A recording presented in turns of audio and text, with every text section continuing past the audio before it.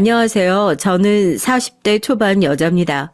같은 직장에서 지금의 남편을 만나 딸 둘을 키우고 있어요. 제가 결혼한 지도 어느새 10년이 훌쩍 지났지만 전 아직도 적응이 안 되는 게 있어요.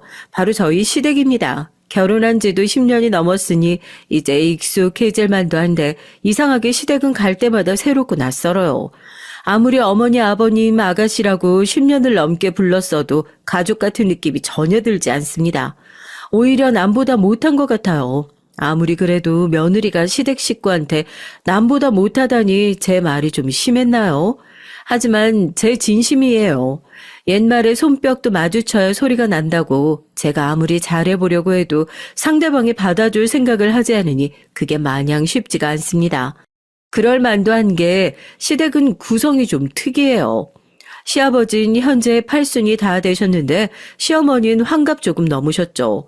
거기다가 시누이인 남편하고 거의 10살 차이가 나요. 사실 현재 시어머니는 남편 친어머니가 아니에요.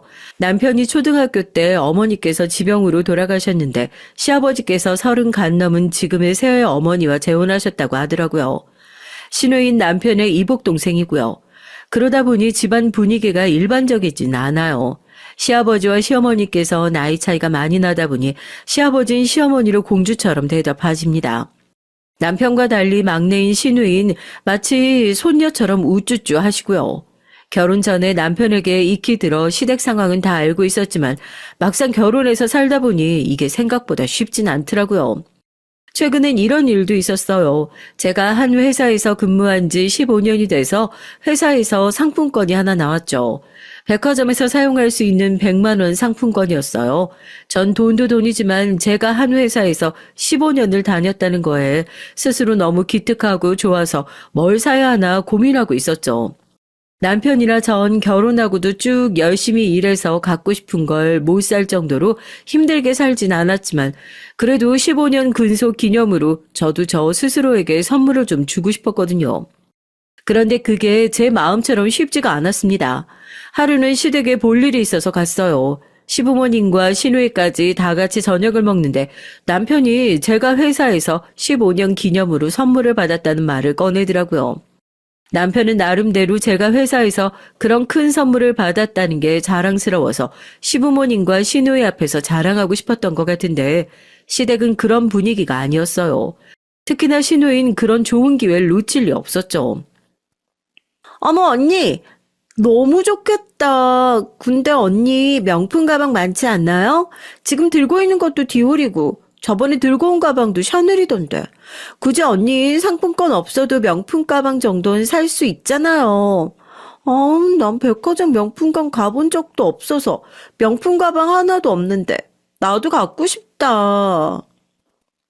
신우인 아주 대놓고 제 백화점 상품권을 달라는 투로 말했습니다. 제가 곤란한 표정을 짓자 남편이 보기 민망했는지 먼저 나섰어요. 야, 이유리, 네 올케가 명품이 많긴 뭐가 많아. 지금 들고 다니는 것도 다 장모님한테 물려받은 거야. 이번 기회에 네 올케도 좋은 거 하나 살 거니까 괜히 상품권 누리지 마. 남편이 정색하며 얘기하자 순간 저도 좀 민망하더라고요. 시누이도 아직 어리고 가족인데 상품권 하나 가지고 치사하게 군 것 같아서요. 그래도 전 시누이한테 상품권을 줘야 하나 했습니다. 그런데 그때 시아버지가 불쑥 나서셨어요. 그깟 100만 원짜리 상품권 가지고 가족끼리 치사하게 뭐 하는 거야? 예, 애미야. 시누이가 이렇게 갖고 싶어 하는데 그냥 줘라. 너야 직장 생활하는데 그깟 100만 원이 돈이냐? 시아버지의 말씀에 순간 전 어안이 벙벙해서 표정 관리가 되지 않았죠. 시아버지의 말씀을 듣고 있자니 마치 시누이가 아니라 어린 조카 같다는 느낌까지 들었거든요. 왜 있잖아요. 대학생 조카한테 용돈 주라고 말하는 집안 어른 같은 느낌이요. 시아버지 말대로 상품권 정도야 시누이한테 줄 수 있죠. 그런데 어쩐지 기분이 내키지 않았습니다. 결국은 그 자리에서 시누에게 상품권을 뺏기듯 주고 나왔어요. 남편은 뭐하러 주냐고 안 줘도 된다고 했지만 며느리인 제 입장에선 그럴 분위기가 아니었습니다. 상품권을 안 주고 나오면 세상에서 제일 쪼잔한 올케가 될 것 같은 기분이었어요. 사실 이런 일이 한두 번은 아니에요. 결혼하고 나서 줄곧 느끼는 건데 시댁에서 시누인, 손주인 제 딸들보다 더 어린애 같을 때가 있어요. 시아버지께서 시누이가 늦둥이라고 너무 오냐오냐해서 그런지 대학도 간신히 졸업해서 취직도 못하고 집에서 놀고만 있거든요. 30이 넘었는데도 80이 다 된 시아버지가 생활비를 주고 있고요.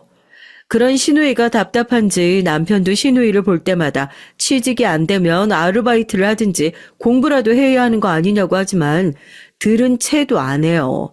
시아버진 말할 것도 없고요. 귀한 딸 어디 가서 고생할까봐 전전긍긍 하시는 건 물론이고 시어머니까지 시누이 편만 들거든요.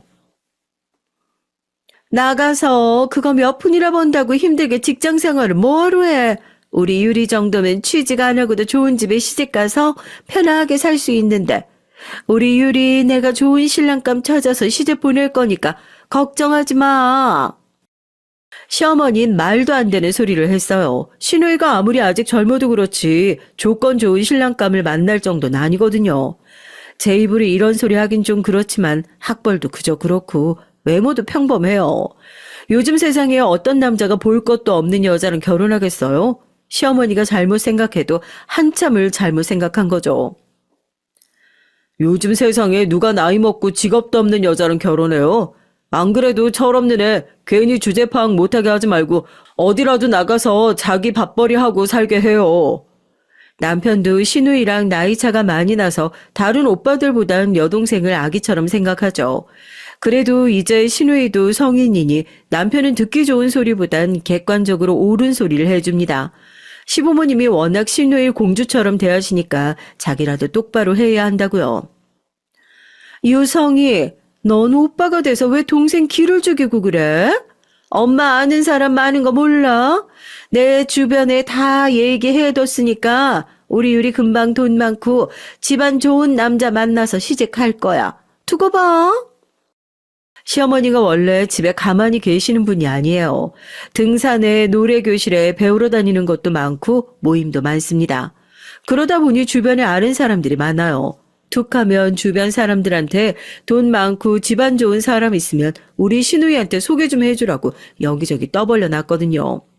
시어머니가 그런 소리를 할 때마다 남편은 도저히 왜 저러는지 모르겠다고 답답해하지만 전 그냥 한 귀로 듣고 한 귀로 흘려보냅니다. 결혼이든 뭐든 시누이가 알아서 할 일이잖아요. 그리고 시어머니가 저렇게 나서서는 될 일도 망하겠다 싶어요.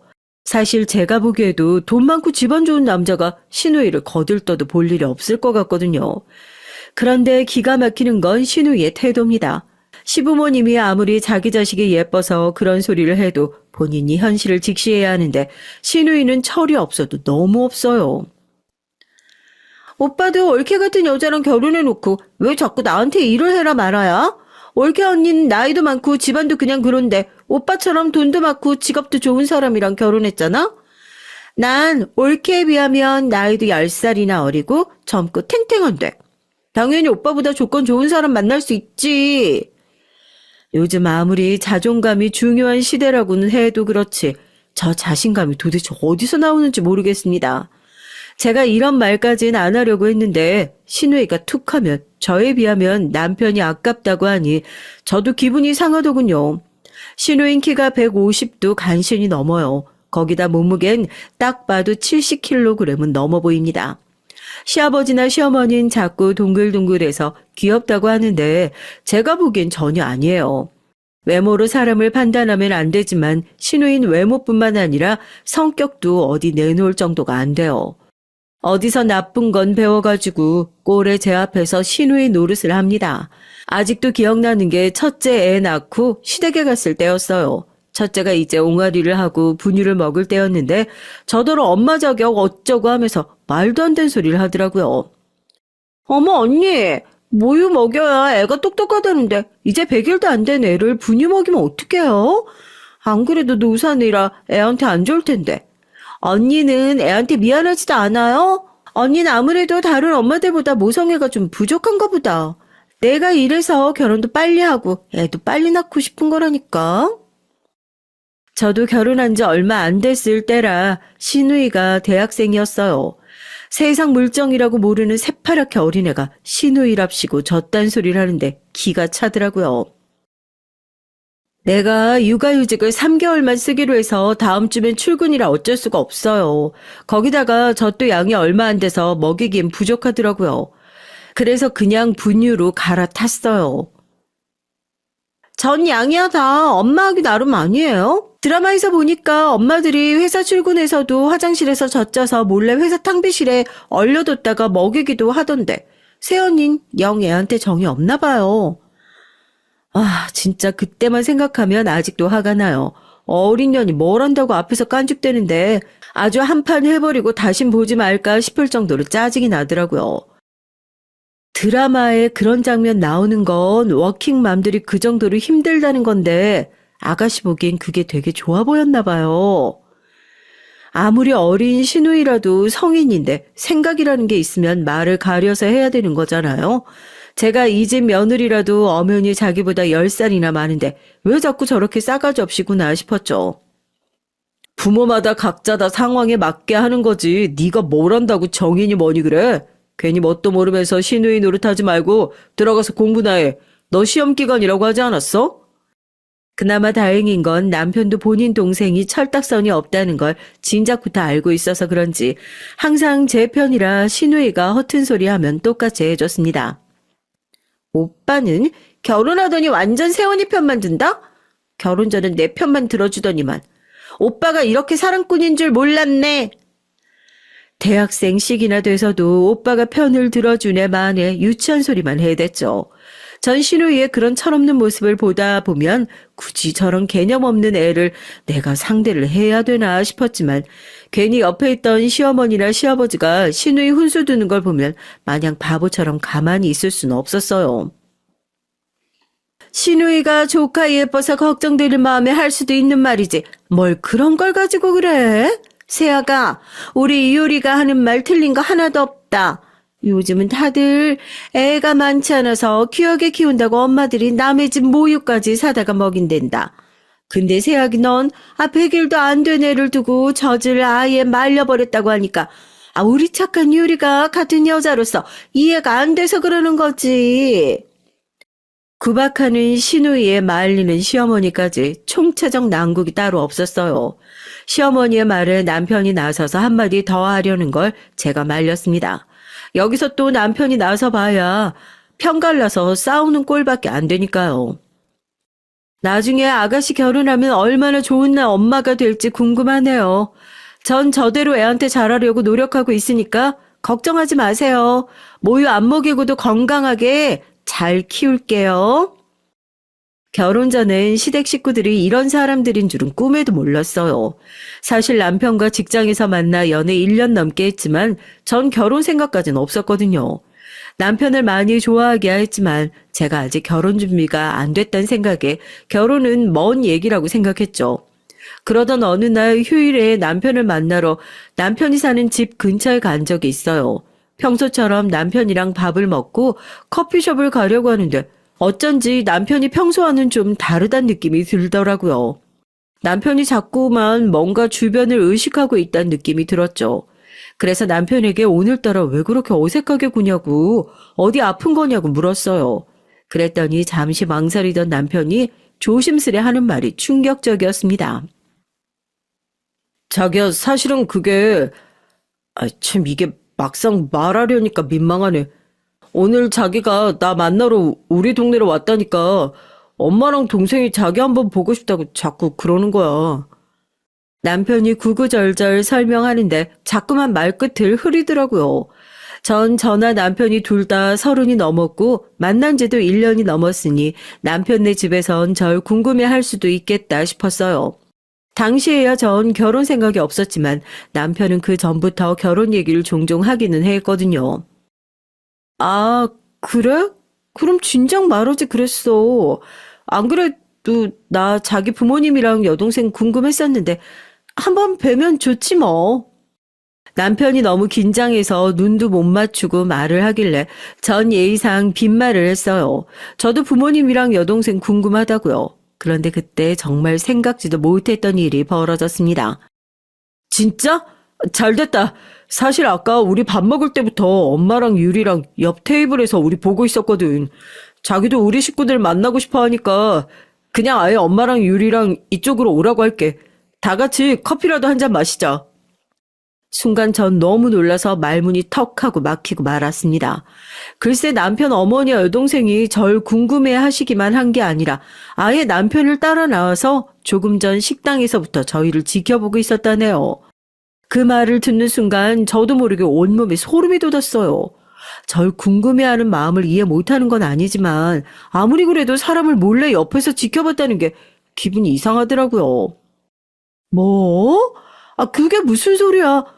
어머니랑 동생이 우릴 보고 있었다고? 나한테 말도 안 하고? 전 남편 어머니와 여동생의 행동도 이해가 되지 않았지만 당시 남자친구였던 남편의 행동도 기가 막혔어요. 그런 일이 있었으면 진작 저에게 얘기를 해줬어야지. 어떻게 남편까지 저에게 말을 안 했는지 이해가 안 됐죠. 미안해. 자기야, 나도 엄마랑 유리한테 그러지 말라고 얘기했는데 하도 자기 얼굴만 딱 보고 간다고 졸라서 어쩔 수 없었어. 어디서 만났는지 얘기해 준 것뿐이야. 정말 식당까지 따라올 줄은 몰랐어. 자기 놀랐지? 정말 미안해. 남편은 금방이라도 울 것 같은 얼굴로 미안하다고 애원을 했어요. 어머니와 여동생이 집요하게 물어봐서 그냥 저와 역 앞에서 만나기로 했다고만 한 건데 식당까지 따라올 줄은 몰랐다고요. 제 말 한마디에 금방 주눅이 든 남편의 모습에 저도 괜히 미안했어요. 별일 아닌 일로 제가 괜히 예민하게 굴었나 싶더라고요. 알았어. 이미 벌어진 일 어떻게 해? 이왕 이렇게 된 거 인사드리게 커피숍으로 오시라고 해. 남편과 만난 지 얼마 되지 않은 사이였다면 저도 기겁해서 바로 헤어졌을지도 몰라요. 괜히 소름 끼쳐서요. 하지만 만난 지도 1년이 넘었을 때고 결혼할 때가 된 아들이 걱정되는 마음에 어머니께서 그랬을 수도 있겠다 이해하기로 했죠. 그렇게 해서 그날 전 처음으로 시어머니와 시누이를 만났습니다. 첫 만남은 그렇게 이상하진 않았어요. 남편에게 이미 집안 사정을 들은 이후라 시어머니께서 꼬치꼬치 물으시고 어린 시누이가 조금 철이 없이 굴어도 시어머니께선 워낙 젊으시고 시누이도 나이가 어리니 그럴 수도 있겠다 싶었거든요. 오히려 시어머니가 연세 많지 않아서 허물 없이 잘 지낼 수도 있을지 모르겠다 좋게 생각했습니다. 그런데 제가 잘못 생각해도 한참을 잘못 생각했어요. 아마 시간을 되돌려서 다시 그날로 돌아간다면 남편과 헤어지고 결혼을 하지 말자 진지하게 고민을 했을지도 몰라요. 남편이랑 자식을 둘이나 낳고 10년 넘게 살았지만 그런 생각이 들 정도로 시댁 식구들 때문에 제가 좀 힘들었거든요. 사실 제가 좋게 포장해서 시어머니가 젊고 시누이가 철없다 한 거지 정확하게 얘기하자면 시어머니고 시누이고 둘 다 개념이 없어요. 특히나 시어머니는 가끔 보면 무슨 생각을 하고 사시는 분일까 의문이 들 때도 있습니다. 저도 결혼 전엔 몰랐는데 시어머니께서 시아버지와 재혼하기 전 다방을 하셨대요. 두 분은 다방에서 만나 재혼을 하신 거라네요. 물론 직업에 귀천이 있는 건 아니지만 시어머니께서 오랫동안 다방을 운영하셨다는 얘기를 듣고 나니까 의문이 좀 풀리는 것 같았죠. 왜냐고요? 사실 평소에 시어머니를 보면 말투도 그렇고 옷차림도 그렇고 좀 평범하진 않다는 생각을 많이 했거든요. 시어머니가 시아버지 앞에서도 애교가 얼마나 많은 줄 몰라요. 아무리 나이 차가 많이 난다고 해도 두 분이 재혼해서 사신 세월이 얼만데 환갑이 지난 지금까지도 시어머니는 시아버지 부를 때 자기야, 오빠야 이러십니다. 남들이 보기엔 금실 좋은 부부 같아 보이는지 모르겠지만 제가 볼 땐 좀 듣기 민망할 때가 많아요.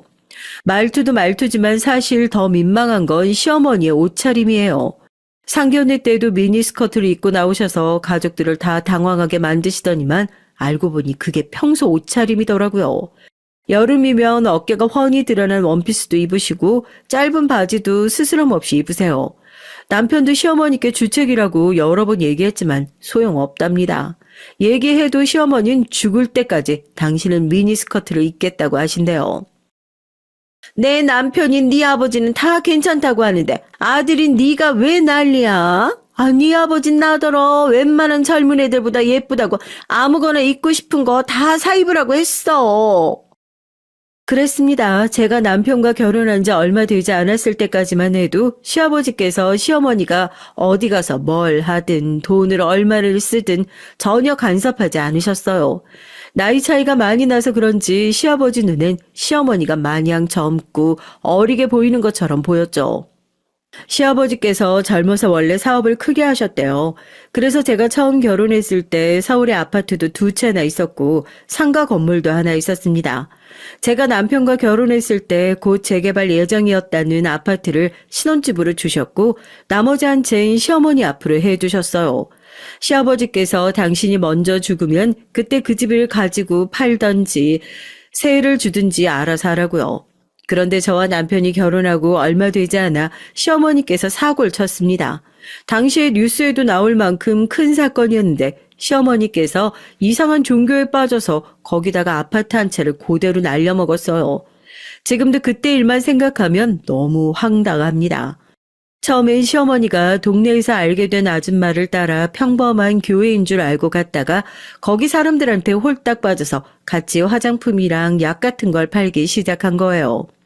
그 교회에 있는 사람들이 다 작정하고 시어머니를 속이느라 처음엔 그 비싼 화장품이고 약이고 다 잘 팔렸나 봐요. 그걸 보고는 시어머니가 혹해서 같이 사업을 하기로 한 겁니다. 처음엔 그 사기꾼들이 교회에서 하는 사업이라 아무나 껴줄 수 없다는 식으로 분위기를 몰아가다가 은근슬쩍 얼마 안 되는 돈을 투자하게 해준 거예요. 그런데 한 달 만에 시어머니가 투자한 돈이 2배가 돼서 돌아온 겁니다. 거기에 홀라당 넘어간 시어머니는 시아버지 모르게 통장에 있던 돈을 다 들고 사업에 투자를 했대요. 그 돈이 5천만 원이 넘어요. 5천만 원을 투자한 뒤론 교회에서 이런저런 핑계를 대며 수익을 나눠주지 않자 시어머니가 똥줄이 타서 언제 주느냐고 따졌나 봐요. 통장에 5천만 원이 사라진 걸 알면 시아버지가 난리가 날 거니까요.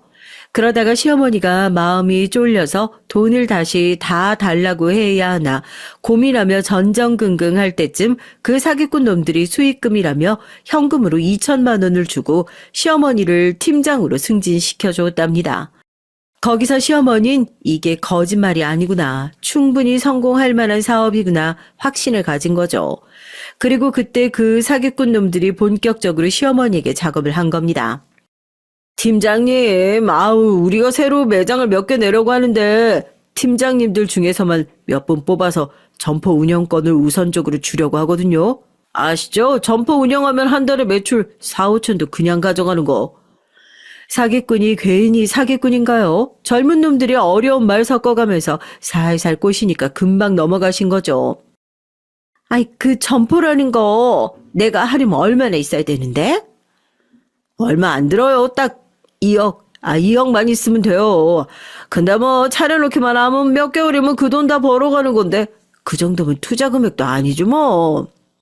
시어머니는 그 사기꾼 말만 듣고 가족 중 누구에게도 상의 한마디 없이 시아버지께서 시어머니 명의로 사준 아파트를 담보로 대출을 받아 그 사기꾼들에게 돈을 줘버렸어요. 계약서 한 장 없이 말도 안 되는 가게를 내준다는 말만 믿고요. 그런데 그 나쁜 사기꾼 놈들이 돈만 가지고 날라버렸습니다. 그 사기꾼 놈이랑 연락이 안 되는데도 시어머니는 반년 넘게 가족들에게 얘기도 안 하고 꽁꽁 숨겼고요. 저나 남편 그리고 가족들 모두가 시어머니가 그러고 다니시는 걸 알 수가 없었던 게 시어머니는 표정 하나 안 바뀌고 거짓말을 잘해요. 그 사이비 같은 교회를 다니는 것도 가족 중 누구도 몰랐던 게 시어머니께서 외출할 때마다 항상 친구들 만난다, 모임이 있다 그러셨거든요. 결국은 대출 이자를 갚지 못해서 아파트가 경매로 넘어갈 지경에 이르렀을 때 시어머니께서 울며 불며 남편에게 연락이 와서 저희가 그 사기꾼 놈들을 고소했습니다. 나중에 안 사실이지만 시어머니께서 가족들에게 그 사이비 교회의 일을 철저하게 숨긴 이유가 있었더라고요. 고소하고 조사하는 과정에서 저와 남편이 알게 된 건 알고 보니 시어머니가 그 교회에서 웬 남자랑 그렇고 그런 사이였나 보더라고요. 그 남자가 그 사기꾼 놈들도 소개해 준 거고요. 이 사실을 시아버지는 몰라요. 당시 시아버지께서 신장에 문제가 생겨서 병원에 입원해 계실 때라 자세하게 말씀드릴 수가 없었거든요. 시아버진 그냥 시어머니께서 사기를 당해 아파트를 날린 것만 알고 계십니다. 그 정도로 만두 충격을 받으셔서 힘들어하셨는데 시어머니께서 젊은 남자에게 홀려 이런 사단이 났다는 걸 알게 되면 정말 큰일 날 수도 있으니까요. 엄마, 제발 정신 좀 차리세요. 아버지가 위중하셔서 이번 일은 제 선에서 넘어가지만 한 번만 더 이런 일 생겼다간 아버지한테 다 말씀드리고 이혼하시라고 할 거예요. 그럼 말지. 엄마 정신이 잠깐 어떻게 됐나 봐. 그 남자랑 몇 번 저녁 먹고 술 먹은 게 다야. 절대 너희가 생각하는 이상한 사이 아니니까 걱정하지 마. 엄마 다시는 이런 일 없다. 그러니까 아버지한테는 절대 입도 뻥끗하면 안 돼. 시어머니는 끝까지 그 남자와 별 사이 아니었다고 그냥 교회에서 만나 같이 밥 먹고 사람들이랑 어울려 술자리 몇 번 가진 게 다라고 했습니다. 저나 남편이나 경찰서에서 그 남자와 시어머니가 주고받은 메시지 내용을 다 본 상태였기에 시어머니의 말을 100% 믿을 수는 없었지만 어쩌겠어요. 시아버지, 시어머니를 너무 사랑하시고 건강 상태까지 안 좋으신 마당에 자식된 입장으로 안 그래도 아파트까지 날려 속상한 판에 괜한 소리를 해서 일을 키울 순 없잖아요. 그 이후로 시아버지께서 시어머니의 경제권을 다 가져가셨습니다. 일정 생활비만 주시고 카드나 통장을 다 반납하라고요. 사건이 워낙 크다 보니 시어머니는 군말 없이 모든 경제권을 다 시아버지께 넘겼어요. 시어머니는 시아버지께서 저러다 말겠지 싶으셨던 것 같은데 시아버지는 생각보다 완강했습니다. 정말 시어머니에겐 생활비 말고 일절 돈을 주지 않으셨어요. 그런데 문제는 시어머니가 반성의 기미가 없다는 거였습니다. 시어머니께서 워낙 씀씀이가 컸거든요. 제가 알기로도 항상 사람들을 만나면 밥이고 술이고 시어머니가 많이 사시는 것 같았고 본인 치장하는 것도 좋아하셔서 미용실이나 피부과에도 자주 가서 카드값이 꽤 나오는 걸로 압니다.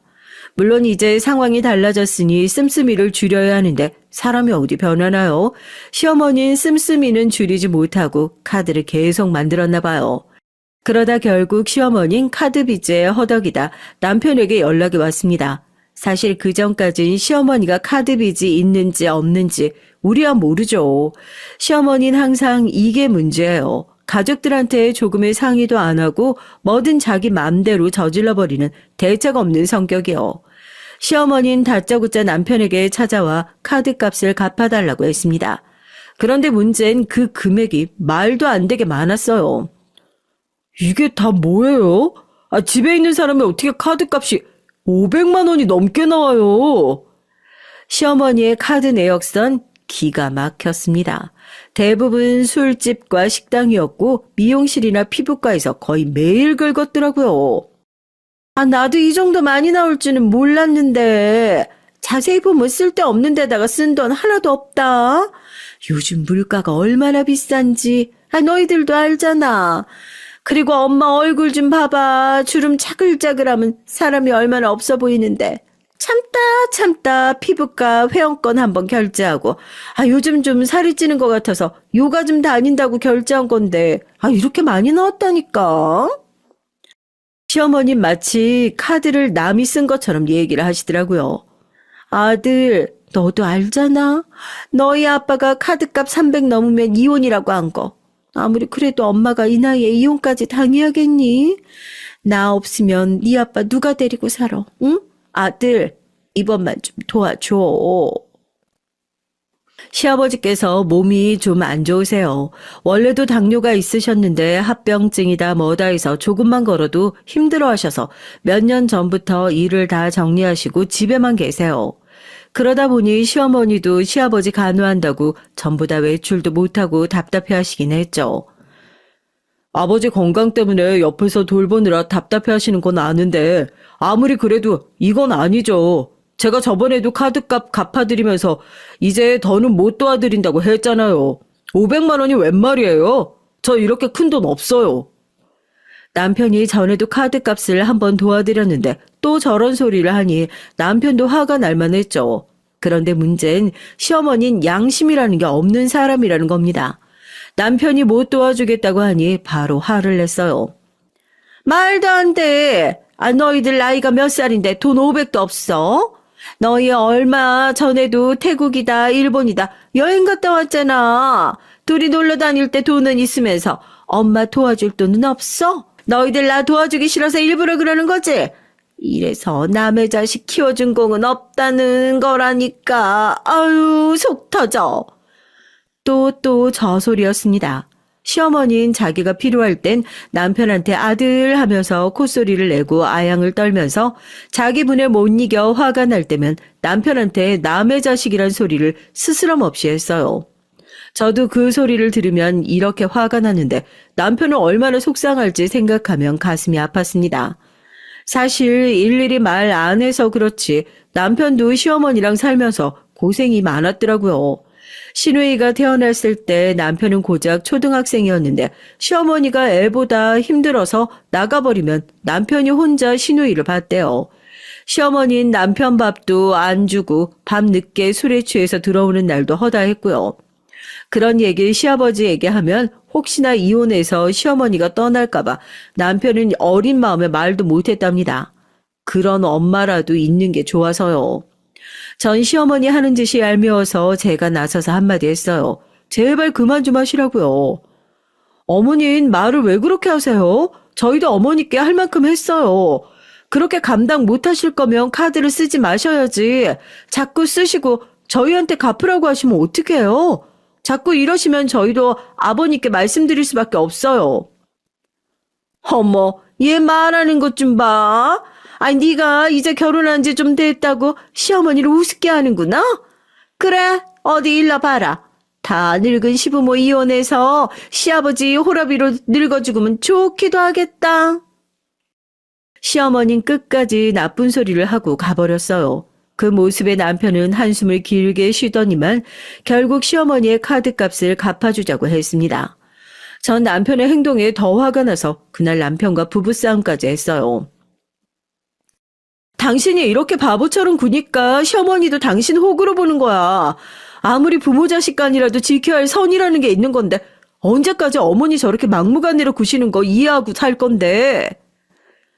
남편은 저에게 미안하다는 말만 했습니다. 자기도 이렇게 사는 게 지겹지만 어쩔 수가 없대요. 새엄마지만 어렸을 때 만나 30년 넘게 엄마라고 생각하고 살았고 아버지도 어머니를 끔찍하게 생각하시니 본인이 참고 이해해주는 수밖에 없다고요. 남편이 그럴 때면 제 눈에도 안쓰러워요. 전 그럴수록 시어머니가 더 싫어졌습니다. 사람이 어떤 생각으로 살면 자식을 저렇게 힘들게 할 수 있나 싶어서요. 그러던 어느 날이었어요. 주말인데 웬일로 시어머니에게 연락이 왔습니다. 원래 시어머니는 주말이면 등산이다, 노래교실이다, 놀러 다니시느라 바빠서 저나 남편에게 연락하는 법이 없으시거든요. 웬일인가 싶어서 전화를 받았더니만 시어머니께서 생각지도 못한 소리를 하시더라고요. 사돈네 식당이 심악산 근처 어디라고 하지 않았나? 등산 모임 같이 하는 친구가 장어 먹고 싶다고 해서 그리로 가려고 하는데 주소 좀 하나 보내봐. 시어머니께서 뜬금없이 저희 친정 부모님께서 하시는 장어구이집을 알려달라고 하시더라고요. 등산 모임 하는 친구들이랑 가신다고요. 전 갑자기 무슨 바람이 불어서 굳이 우리 친정 부모님이 하시는 식당에 가시겠다고 하는 건가 싶어서 머뭇거렸는데 그게 또 시어머니는 답답했는지 버럭 소리부터 질렀습니다. 빨리 주소 보내라고요. 전 우선 알겠다고 대답하고 전화를 끊었죠. 막상 시어머니에게 부모님 장어집 주소를 보내고 나니까 뭔가 찜찜했어요. 전 불편한 마음에 이대로 집에 있으면 안 될 것 같아 남편에게 애들을 맡기고 후다닥 친정 가게로 향했습니다. 남편은 시어머니가 당신 친구들 앞에서 설마 이상한 소리를 하겠냐고 갈 필요 없다고 했지만 전 어쩐지 마음이 쓰였어요. 그런데 역시나 제가 가길 잘했습니다.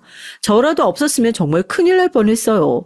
시어머니께서 저희 친정 부모님을 곤란하게 하려고 아예 작정을 하고 오셨더라고요.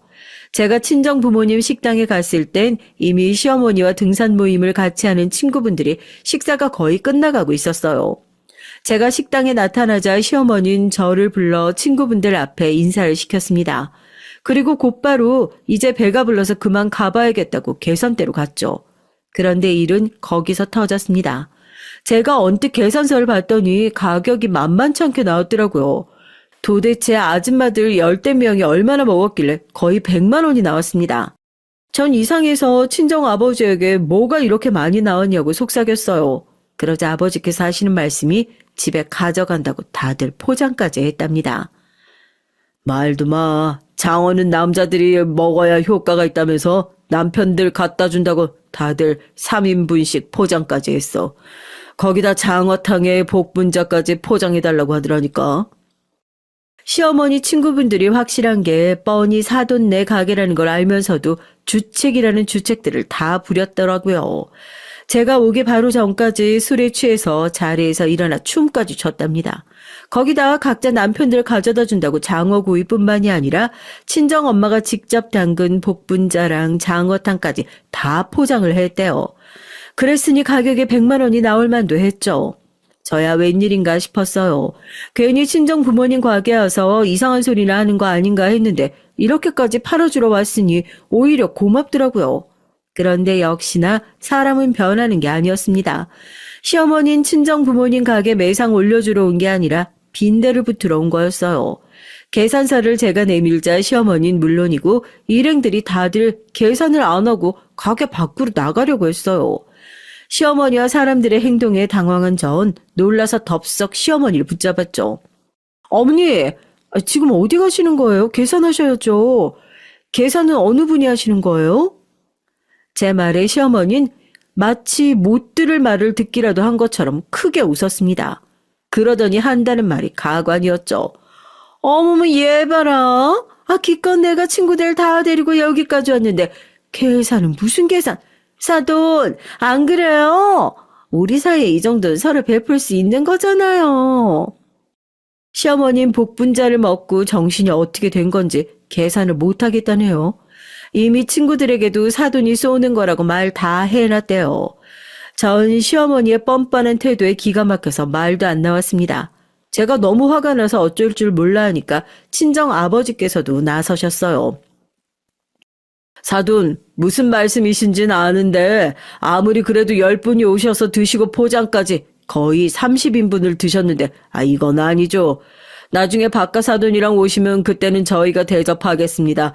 오늘은 기분 좋게 드셨으니까 계산하고 가세요.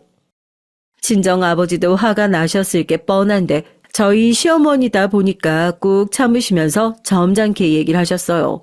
그런데 시어머니는 친정아버지가 그렇게까지 말했는데도 오히려 더 무식하게 나왔습니다. 뭐야? 내 말 못 알아들었어요? 벌써 친구들한테 우리 사돈이 사는 거라고 내가 말 다 했다니까. 이제 와서 돈 내라고 어떻게 말을 해요? 그리고 내가 사돈이라 이런 말까지는 안 하려고 했는데 무슨 장어가 맛도 없고 품질도 안 좋고 이딴 거 팔면서 무슨 돈을 받아요? 거저 준다고 해도 여기까지 와서 다시는 안 먹겠구만. 시어머니는 선을 넘었어요. 무식하고 몰상식한 걸 넘어서 아예 뇌가 없는 사람 같았죠. 전 너무 기가 막혀서 시어머니가 뭐고 눈에 뵈는 게 없었습니다. 그래서 시어머니에게 소리를 버럭 질렀어요. 어머니, 지금 말 다 하셨어요? 여기까지 와서 저렇게 다 먹어놓고 돈 내라니까 못 먹겠다군요. 양심이 있으세요? 무슨 말도 안 되는 소리예요. 당장 계산하세요. 이게 말하는 것 좀 보게. 너 이제 눈에 뵈는 게 없니? 어디 감히 시어머니 앞에서 눈을 부라리고 소리를 질러. 시어머니는 금방이라도 저에게 달려들 것처럼 소리를 질렀습니다. 그 순간 친정아빠가 아무래도 이대로는 안 되겠다 싶었는지 제 앞을 가로막고 섰어요. 눈에 뵈는 게 없는 건 사돈인 것 같네요. 암튼 지금 당장 계산 안 하시겠다는 거죠? 알겠습니다. 그럼 저희가 알아서 하겠습니다. 친정아버지는 차분한 목소리로 알아서 하겠다고 하시곤 곧바로 어딘가 전화를 걸었어요. 잠시 후 생각지도 못한 사람들이 가게 안으로 들어왔습니다. 그 사람들은 다름 아닌 경찰이었어요. 그 모습에 시어머니도 함께 있던 아줌마들도 당황해서 저희 친정아빠에게 지금 뭐 하는 거냐고 소리를 질렀죠. 뭐야, 경찰? 아니, 경찰이 여길 왜 와? 사돈, 이게 어떻게 된 일이에요? 사돈끼리 식당에 와서 밥값 좀 안 냈다고, 지금 경찰 부른 거예요? 사돈, 나 망신 주려고 작정했어요? 시어머니는 이거 너무하는 거 아니냐며 친정 아빠에게 따졌습니다. 그 모습을 보는데 정말 적반하장이 따로 없더군요. 물론 시어머니께서 무례하기 짝이 없는 행동을 한 건 맞지만 사실 저도 친정아빠의 행동에 조금 놀라긴 했어요. 평소 친정아빠의 성격을 봤을 때 아무리 기분이 상했어도 사돈인데 경찰까지 부르실 분은 아니거든요. 그런데 알고 보니 친정아빠가 경찰까지 부른 이유가 있었습니다. 내가 웬만하면 그냥 넘어가려고 했는데 나도 더는 못 참겠네요. 사돈이고 뭐고 당신들 더러운 짓거리 하고 다니는 꼴 도저히 못 보겠으니까 나라도 총대 메고 경찰 불렀어요. 저기요, 이 사람들 싹 다 잡아가세요. 아니 사돈, 지금 뭐라고 했어요? 더러운 꼴? 내가 무슨 더러운 짓을 하고 다녔다는 거예요? 친정아빠의 말씀에 저도 의아해서 상황을 계속 지켜봤는데 이게 보통 일이 아니더라고요. 시어머니께서 또 자식들과 시아버지를 속이고 대형 사고를 치고 다니셨더라고요. 이 아줌마들 이 동네에서 유명한 꽃뱀들이에요. 내가 얼마 전부터 유심히 봤는데 이 아줌마들 말이 좋아 등산 모임이지 완전 불륜 모임이더라고요. 이 아줌마들 한 달에 한두 번씩 등산 오는데 올 때마다 새로운 남자들 끌고 와서 식당에서 비싼 밥 얻어먹고 술까지 얻어먹으면서 노래방에서 더럽게 놀다가 저녁만 되면 다들 모텔 들어가는 거 이 동네에 모르는 사람 없습니다. 경찰관님, 이 아줌마들 다 집어넣어버려요.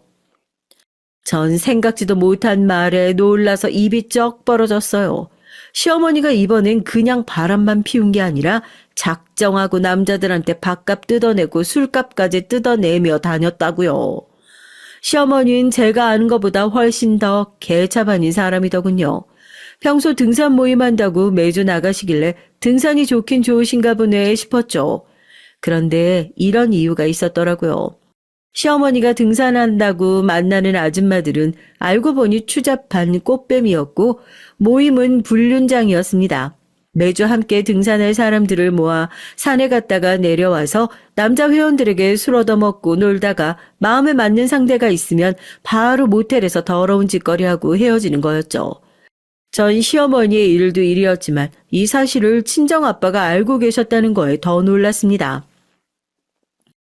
아빠는 우리 시어머니가 저러고 다니는 거 진작부터 알고 있었던 거예요? 근데 왜 나한테 말 안 했어?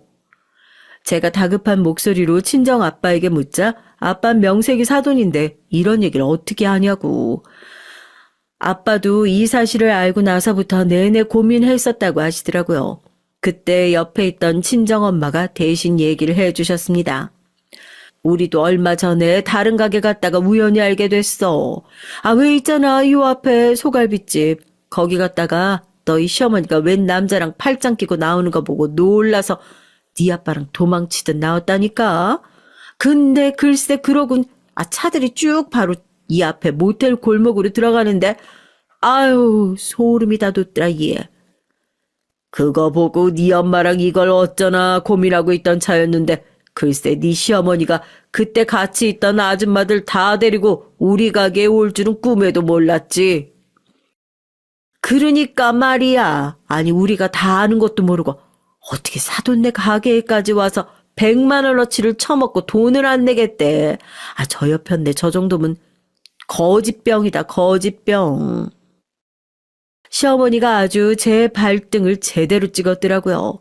더러운 짓을 하고 다니려면 생판 모르는 동네에 가서 할 것이지 저희 친정 부모님이 이 동네에서 장어가게 한다는 걸 새까맣게 잊고 있었나 봐요. 더군다나 그날 친정 부모님이 시어머니를 만난 소갈비집 사장님이 친정아빠랑 젊어서부터 호영호재하던 사이예요. 그 당시에도 친정 부모님이 놀라서 바로 식당에 들어가서 물으니 시어머니가 다니는 등산 모임이 이 동네 식당들 사이에서 유명하답니다. 한 달에 한 번 정도 모여서 대낮부터 술에 취해 남자들한테 다 얻어먹고 근처 식당이니 노래방이니 민폐를 끼치고 다닌다고요. 하는 짓들이 추잡해서 식당 사장님들도 이걸 신고를 해야 되나 아니면 어디다가 민원이라도 넣어야 되나 고민하는 중이라고요.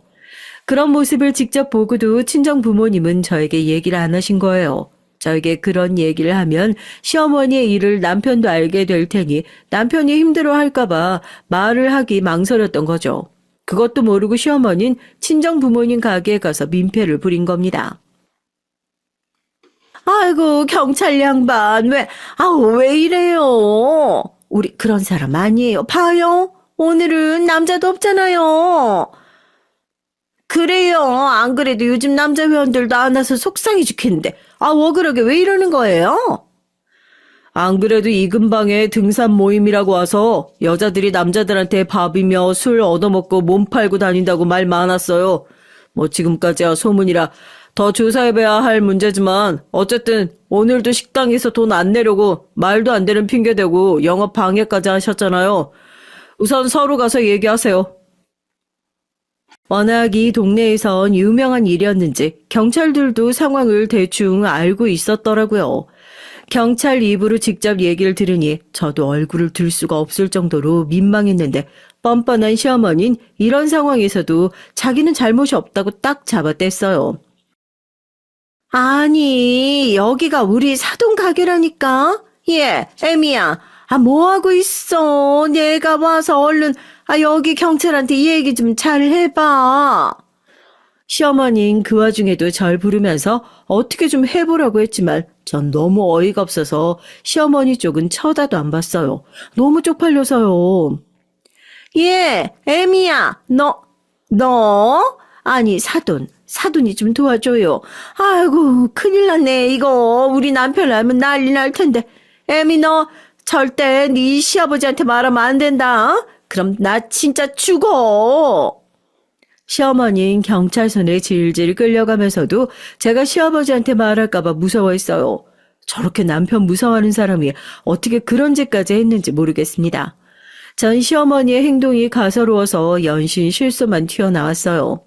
사람이 저렇게 머리가 나빠요. 저렇게 찔리는 게 많은 사람이 도대체 뭘 믿고 저나 친정 부모님 앞에서 그런 행패를 부렸는지 모르겠습니다. 전 곧바로 남편에게 연락해서 식당에서 있었던 일들을 얘기했어요. 물론 남편의 화가 머리끝까지 나서 바로 경찰서로 달려왔고요. 아들, 전 나쁜 년 부모가 날 경찰서에 신고했다니까. 나 없으면 네 아버지 어떡해, 오늘 일 알면 네 아버지 초상 치른다니까. 그러니까 얼른 빼줘. 시어머니는 끝까지 양심이라고는 없는 인간이었어요. 그 상황에서도 자기 살겠다고 시아버지 핑계를 댔으니까요. 이 사실을 알면 충격받아 돌아가실지도 모른다고요. 어쩜 사람이 저럴 수가 있나 싶었습니다. 정말 사람이 어떻게 그런 짓을 하고 다녀요. 이제 엄마라고 부르고 싶지도 않네요. 그 착한 남편도 결국 터져버리고 말았어요. 전 남편이 그렇게 화난 모습 결혼하고 처음 봤어요. 뭐야? 이 자식아, 내가 피도 한 방울 안 섞인 널 어떻게 키웠는데 그딴 소리를 해. 얼른 나 빼줘. 어차피 증거도 없어서 금방 풀려나게 돼 있다니까. 풀려나면 우리가 다시 받아줄 것 같아요? 이미 아버지 다 아세요. 제가 다 말씀드렸어요. 너 왜 그랬어? 너희 아빠 충격받았을 텐데. 어떡해. 아니요. 어느 정도 예상은 하고 계셨는지 생각보다 많이 안 놀라시더라고요. 그리고 만약 여기서 나와도 절대 집으로 올 생각 마세요. 아버지가 어머니랑 더는 못 산다고 이혼 소장 접수하신대요. 남편도 시아버지도 큰 결심을 했습니다. 시아버지께서 이혼하겠다고 하셨대요. 남편의 말에 시어머니는 바닥에 주저앉아 소리소리를 질렀어요. 이럴 수는 없다고요. 저나 남편이나 시어머니가 저렇게 뻔뻔하게 나올 거라는 걸 진작 알았지만 눈으로 직접 보고 나니 더 기가 막혔습니다. 사실 저도 남편도 시아버지께서 이런 일을 예상하고 계셨을 거라곤 상상도 못했는데 30년을 함께 산 부부라 그런지 시아버지도 시어머니께서 하도 밖으로만 도니까 뭔가 있을 거라고 예상은 하셨나 봐요. 남편이 시어머니 앞에서 애써 말 안 했지만 시아버지께서도 시어머니가 이 정도로 추잡한 짓을 하고 다닐 줄은 모르셨을 테니 충격을 많이 받으셨다고 하더라고요. 그 이후 시아버진 정말로 시어머니와 이혼하셨습니다. 당연한 일이죠. 아무리 사랑하고 30년을 함께 산 부부라도 그런 짓까지 저질렀는데 참아줄 남편이 어딨겠어요. 현재 시부모님은 이혼하셨습니다. 시어머니는 끝까지 이혼하지 않겠다고 버텼지만 그게 다 시아버지를 사랑해서라기보다 돈 때문이라는 걸 누구보다 잘 아는 시아버진 합의 없이 소송으로 해서 위자료를 한 푼도 주지 않고 이혼 소송을 마무리했어요. 자녀들도 다 컸으니 시어머니가 마땅히 항소할 내용도 없었고요. 모든 기책 사유가 시어머니께 있었으니까요. 시어머니 일로 가족들 모두가 큰 상처를 받고 상심했지만 한 가지 좋은 점도 있어요. 시누이가 철이 좀 들었다는 겁니다. 시어머니와 둘도 없는 모녀지간이었지만 가족들 몰래 시어머니가 그런 추잡한 일까지 하고 다녔다는 사실을 알곤 시누이도 확 돌아섰어요. 그러고는 시아버지를 곁에서 살뜰히 간호하며 잘 지내고 있습니다. 시누이도 워낙 영악한 성격이니까 그래야 시아버지가 돌아가실 때 뭐라도 남겨주시겠다 싶어서 그런 거겠지만 그래도 전처럼 철없이 굴지는 않으니까 저나 남편은 다행이다 싶습니다. 시어머니의 일이 어찌 됐든 우리 집안 일이다 보니 이렇게 시시콜콜 떠들어봐야 제 얼굴에 침 뱉기라는 걸 알지만 저로선 눈엣 가시 같던 시어머니를 이제 다시는 보지 않아도 된다고 생각하니 마음은 편해요. 오히려 시어머니가 없으니까 집안이 평화로운 것 같기도 하고요. 지금까지 저희 집안의 막장 스토리 끝까지 들어주셔서 감사합니다. 여러분의 가정엔 언제나 화목한 일만 가득하시길 바랄게요. 안녕하세요. 전 30대 이혼녀입니다. 전 벌써 이혼한 지 3년이 넘었어요. 지난 3년 동안 전 한 번도 이혼한 걸 후회해 본 적이 없습니다. 그만큼 제 결혼 생활은 끔찍했거든요. 하지만 이혼하고 나서도 한 번씩 자다가 벌떡 일어나서 눈물이 날 정도로 억울한 일이 문득문득 떠올랐어요. 왜 그때 내가 가만히 당하고만 있었을까? 잘못한 것도 없는 내가 왜 먼저 잘못했다고 미안하다고 사과를 했을까? 지난날에 제가 너무 답답해서 눈물이 왈칵 쏟아지곤 했습니다. 그 답답한 마음을 조금이나마 해소해보고자 제 지난 결혼 생활에 대해 정리하는 마음으로 사연을 보내봅니다. 전 30에 결혼했어요. 사실 그때까지만 해도 나이만 먹었지 전 세상 물정이라고는 잘 몰랐어요. 그럴 수밖에 없었던 게 나이 30이 될 때까지 혼자 살아본 적도 없고 중요한 일을 스스로 결정해 본 적도 없었으니까요. 항상 부모님께서 만들어주신 대로 시키는 대로 따르면서 살아왔거든요. 여기까지 들으면 나이 30에 답답하다고 할 수도 있지만 전 하나도 불편한 게 없었어요. 부모님께서 시키는 대로 따르며 살아온 제 인생에 전 전혀 불만이 없었습니다. 오히려 부모님 말씀대로 결정하고 살아와서 크게 힘든 일 없이 잘 살았다고 생각해요. 더군다나 전 운이 좋은 편이라 태어날 때부터 제 미래에 대한 걱정이나 돈 걱정 같은 건 한 번도 해본 적 없이 살았거든요. 할아버지께서 운영하시던 식품 사업을 아버지께서 물려받아 운영해 왔습니다. 다른 형제들도 있었지만 할아버지께서 차남인 아버지를 좋게 보시고 돌아가시기 직전에 아버지에게 모든 사업을 일임했어요. 다른 형제들의 반대와 방해도 있었지만 아버진 보란듯이 회사 운영을 잘 해나가셨습니다. 전 아버지의 조언에 따라 대학도 식품 유통 관련 학과에 진학하고 졸업하자마자 아버지 회사에서 일을 했어요. 회사 내에 아버지의 다른 형제들과 사촌 형제들도 있어서 제가 회사에서 일하는 동안 저를 괴롭히려고도 하고 부딪히는 일도 있었죠. 그럴 때마다 아버지께서 중간에서 다 해결을 해주셨습니다. 절 괴롭힌 사촌들을 지방 물류센터로 보내거나 현장직으로 보내버렸거든요. 아버지는 항상 절 지지해 주셨습니다. 전 결혼할 때까지 아버지의 철저한 보호를 받으며 인생의 큰 굴곡이라고는 없이 살다가 결혼을 했어요.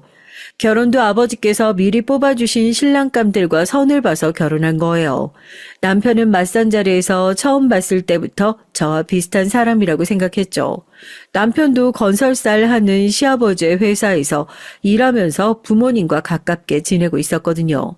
시아버지께서 운영하시는 건설사에도 다른 형제들이 있어 남편도 그 안에서 살아남기 위해 많이 노력을 하고 있었습니다. 제 눈엔 남편이 그런 모습이 멋있게 보였어요. 남편과는 지금까지 살아온 배경도 비슷하고 사고방식도 비슷해서 처음 만났을 때부터 서로 잘 통한다고 생각했죠. 특히나 남편은 장남이라 그런지 저와 달리 카리스마도 있고 단호한 면도 있었어요. 그런 면이 아버지와 비슷하게 보였습니다. 지금까지 아버지가 절 이끌어준 대로 결혼하면 남편이 절 잘 이끌어줄 수 있을 거라 여겼죠. 저와 남편은 선을 보고 며칠 후에 교제를 시작해서 만난 지 반년 만에 결혼 날짜를 잡았습니다. 양가에서 소개한 자리에서 만난 사이다 보니 큰 문제 없이 결혼이 척척 진행됐죠. 나이도 찾겠다. 강남에 바로 들어갈 신혼집도 있겠다. 뭘 망설이니? 좋은 사람 만났을 때 바로 결혼하면 되는 거지. 시어머니는 저에게 아무것도 준비할 거 없으니까 하루빨리 식부터 올리라고 하셨어요. 그래, 서로 수준도 다르고 살아온 환경도 다른 사람들이나 연애하면서 서로 알아보고 맞춰가는 거지. 우리처럼 비슷한 환경에서 비슷하게 살아온 사람들이 살다 보면 자연스레 다 맞춰지는 거야. 우리 봐라, 우리도 너희처럼 부모님 소개로 만나서 결혼했는데 지금까지 30년 넘게 한 번도 안 싸우고 잘만 살잖니. 그래, 이게 다 서로 조건이 맞고 배경이 맞아서 그러는 거야. 아무리 사랑해서 결혼해도 한쪽이 너무 기울면 살기 힘들거든. 시부모님 말씀이 전부 다 맞는다고 생각하는 건 아니었지만 이해 못하는 건 아니었어요. 저희 부모님도 항상 하시던 말씀이거든요. 세상에 돈이 전부는 아니지만 돈이 없으면 가정을 지키지도 못하고 부부 사이도 안 좋아진다고요. 전 시부모님이 말씀하신 대로 서둘러 남편과 결혼했어요. 물론 양가 부모님 말씀처럼 서로 조건이 맞고 살아온 배경이 비슷하다고 해서 무작정 한 건 아니었어요. 남편과 만나는 반년 동안 서로에 대한 마음도 생기고 신뢰도 분명히 쌓았다고 느꼈기에 결혼하기로 한 겁니다. 긍정적이고 다정한 남편과 살면 제가 꿈꾸던 화목한 가정을 이룰 수 있다고 확신했거든요. 그런데 제가 너무 안일했나 봅니다.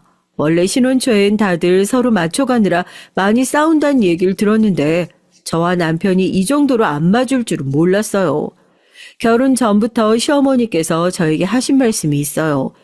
당신은 다른 건 몰라도 며느리든 사위든 격에 맞는 품격을 갖추고 있어야 한다고요.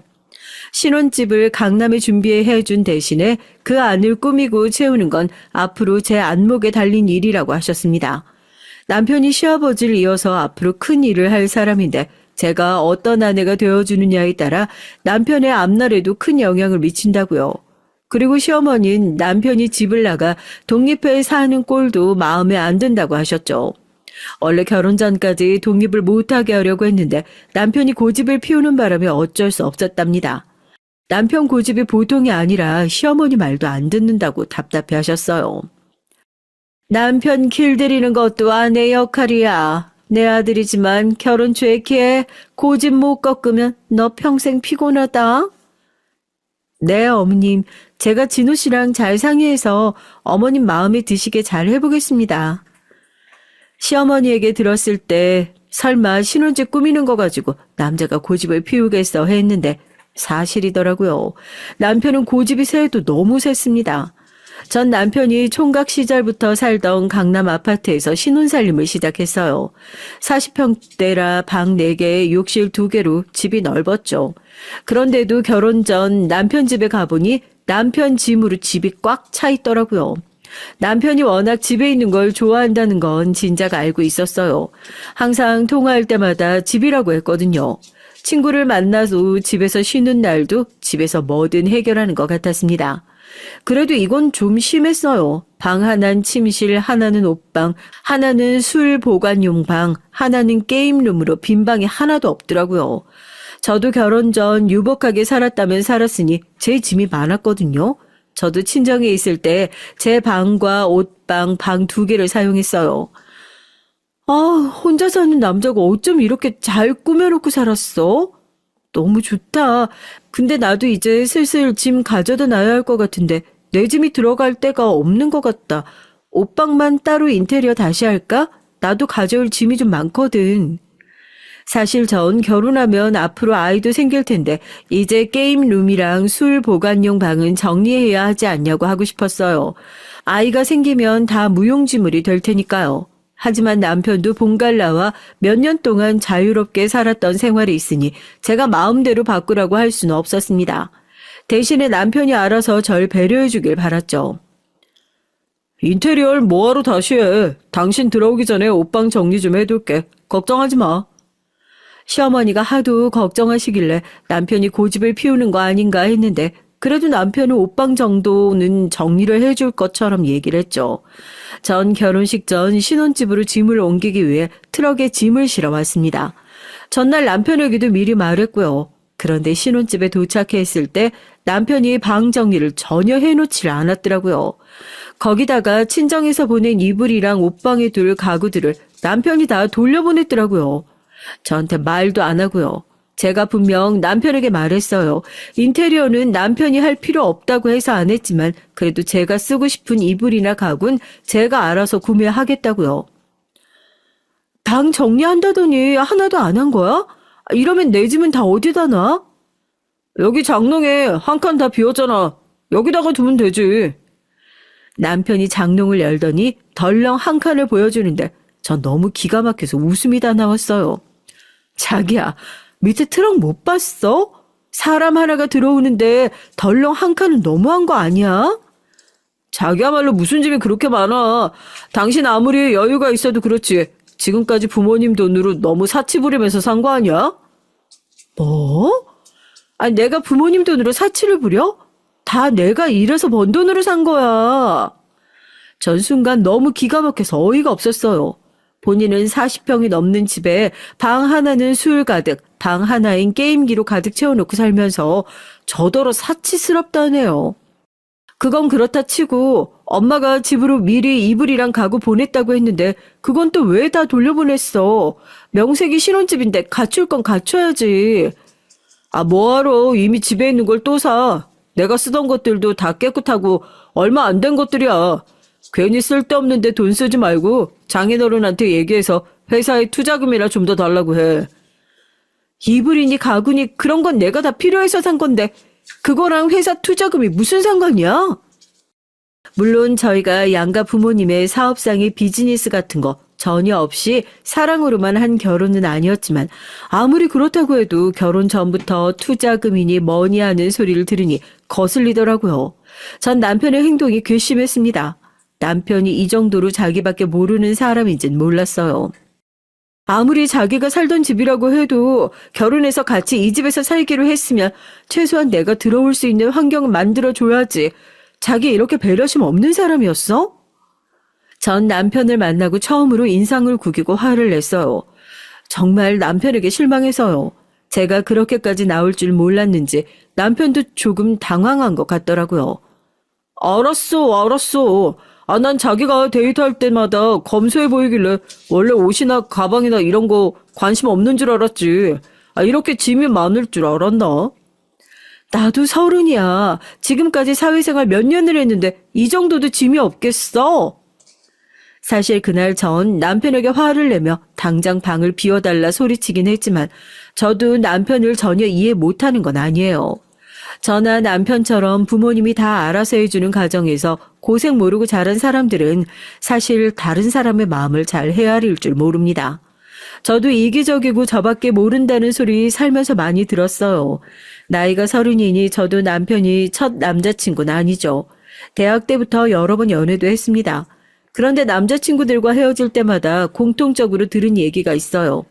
제가 좀 철이 없고 다른 사람의 상황을 잘 공감하지 못한다네요. 매번 데이트할 때마다 백화점에서 만나자고 하고 멀지도 않은데 가는데 택시 타고 가자고 할 때마다 나 진짜 힘들었어. 만나는 기간이 길어질수록 항상 데이트 비용도 다툼이 생겼습니다. 자기가 돈 없다고 할 때마다 내가 다 냈는데 뭐가 힘들다는 거야? 그리고 솔직히 자기 평일이랑 주말에 아르바이트 2-3개씩 하면서 왜 그렇게 돈이 없어? 나 모르게 다른 데 쓰는 거 아니야? 저 정말 몰랐어요. 돈 벌겠다고 그렇게 열심히 살면서도 왜 항상 돈이 없다고 하는지요. 혹시 저한테 쓰는 게 아까워서 그런가 싶어 저도 불만이 많았습니다. 야, 너랑은 이런 게 힘들다는 거야. 내가 연애만 하겠다고 아르바이트 하겠냐? 도저히 힘들어서 안 되겠다. 우리 그만 헤어져. 지금 생각하면 왜 그랬을까 싶은데 그땐 정말 몰랐어요. 전 남자친구들하고 데이트할 때 백화점이 좋았거든요. 화장실도 깨끗하고 시원하니까요. 사실 버스니 지하철이니 타고 데이트하는 게 싫었어요. 예쁘게 보이려고 높은 구두 신고 나왔는데 힘들게 종일 걸어 다니고 맛집이라고 들어가면 항상 화장실도 더러운 게 싫었거든요.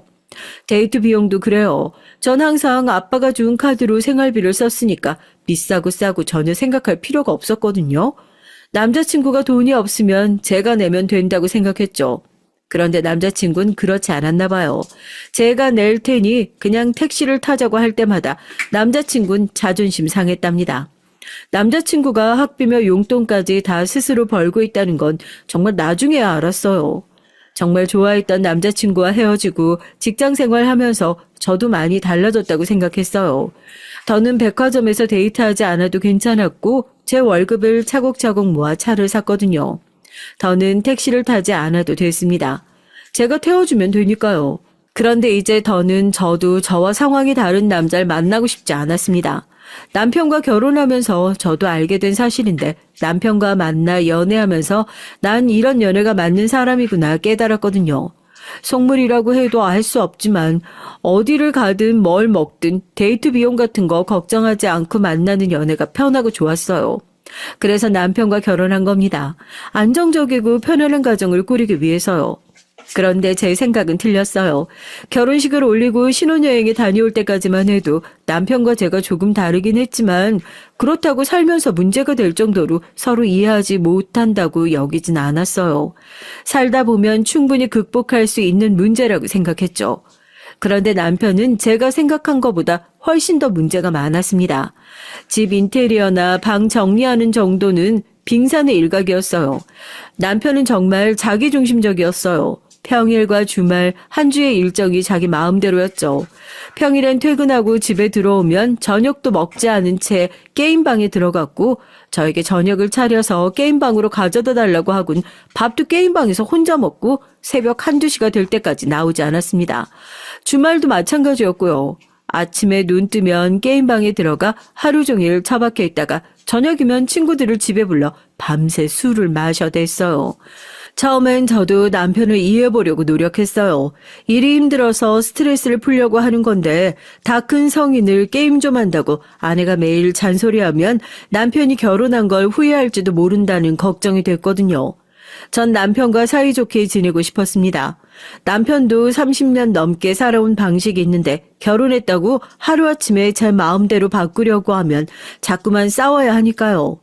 남편과 싸우고 싶지 않았어요. 평화로운 방법으로 해결하고 싶었습니다.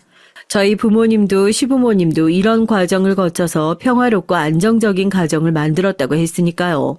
그런데 그것도 하루 이틀이지 매일 같은 상황이 반복되다 보니 견디기 힘들더라고요. 저도 평일엔 일하고 들어와 피곤해 손 하나 까딱하고 싶지 않은데 남편 비유까지 맞추려니 쉽지 않더라고요. 가끔은 제가 아내가 아니라 남편 집에 일을 해주러 온 가정부인가 싶을 때도 있었습니다. 남편이 퇴근하고 돌아와서 씻고 있으면 저는 알아서 저녁상을 차려야 해요. 씻고 나온 남편이 게임방으로 들어가면 알아서 상을 가져다 주고 전 혼자 저녁을 먹고 집안일을 해야 했습니다. 크게 빨래며 청소는 물론이고 소소한 집안일까지 모두 다 제 차지였거든요. 남편은 잘 때까지 게임방에서 나올 생각을 안 했어요. 주말도 마찬가지였고요. 저도 쉬는 날이면 남편과 나들이도 가고 데이트도 하고 싶은데 남편은 항상 집에서 지내길 원했습니다. 사람을 만나도 집으로 사람을 자꾸만 초대하니까 주말까지 전 음식 준비를 해야 했어요. 한 번은 하다 너무 화가 나서 남편한테 싫은 소리를 좀 했죠. 그날도 어김없이 남편이 퇴근하고 돌아와 씻자마자 게임룸으로 들어가려 하길래 게임룸 앞을 막고 섰습니다. 당신 정말 너무하는 거 아니야? 하루 이틀이야 게임도 하고 혼자 쉬는 거 뭐라고 안 하지만 어떻게 이렇게 없는 사람 취급할 수가 있어? 내가 당신 아내지 가정부야? 나도 일하고 들어와서 밥하고 집안일하기 힘들어. 나도 결혼 전엔 손에 물 하나 안 묻히고 살았다고. 내가 이러려고 결혼한 줄 알아? 너무 속상하고 억울해서 눈물까지 왈칵 나올 것 같았습니다. 그런데 남편이 하는 말이 어처구니가 없더라고요. 누가 당신한테 집안일 하라고 했어? 난 당신이 매일 알아서 청소하고 빨래하길래 좋아서 하는 줄 알았지. 그렇게 싫으면 사람 써. 그런 소리가 아니잖아. 우리 부부야. 부부면 같이 밥도 먹고 집안일도 같이 상의를 해서 해야지. 그건 당신이 생각하는 부부지. 왜 나한테 당신 생각을 강요해? 내가 분명히 결혼 전에 얘기 다 했잖아.